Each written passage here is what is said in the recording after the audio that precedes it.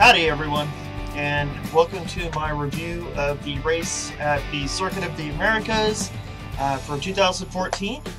I'm Brad McClaren, aka McClaren Design on Google+. Before we get started, big thank you to everyone who participated in our challenge. We were able to add 5,100 members or followers for Sauber in 1 week, and that's fantastic.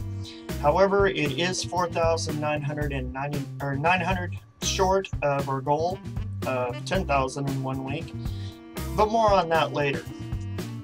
To cut to the chase, my hair isn't dyed yet, and you guys have to earn it.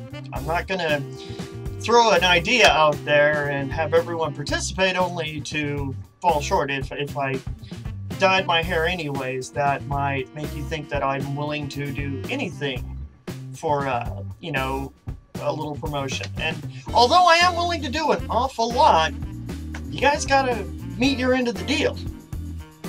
But again, we'll get back to that. First up was practice, and on Friday morning we saw Adrian get up to 14th and Esteban 16th. Sauber was able to complete their program and get everything accomplished. It set up things nicely for qualifying, in which Adrian pulled out a massive 10th place, while Esteban sadly finished also on 16th, same in practice. The day was also marked by news of Marcus Ericsson, the Swede, being signed by Sauber, so we'll see him next year. As we all know in the race, sadly, not even at the end of the first lap, through about 3/4 through, Adrian was knocked out by Sergio Perez.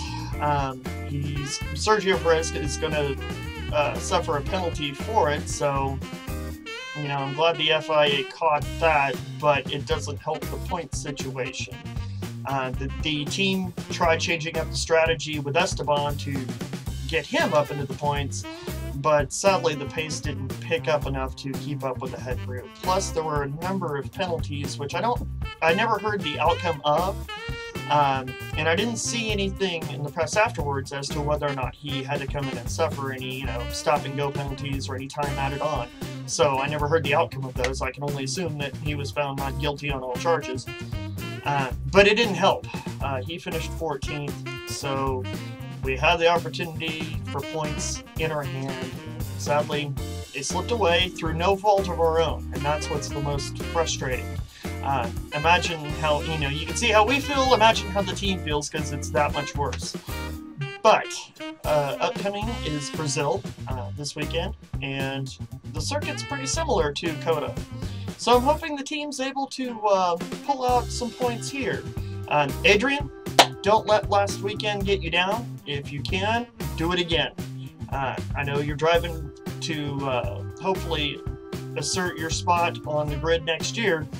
Now's the time for you and Esteban to kick it into overdrive. Get us those points, boys. Congratulations to Marcus Ericsson. I'm looking forward to seeing you race next year, you know, and hopefully on the grid. If you do end up taking either Adrian or Esteban's seat, good luck to you. I support you all the way. As to the challenge prior, it's time to double down.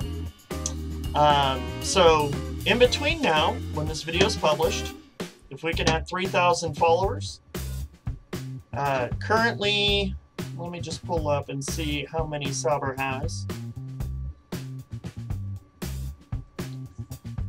So 50,394 members. 50,394 members by the start of qualifying, which will give you till Saturday, this weekend. And I'll dye my hair red for the entire week and for the preview video that I'll be doing for that race as well.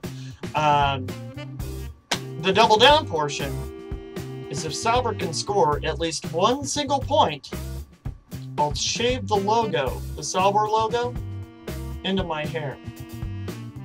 So there you go. Get those people to join.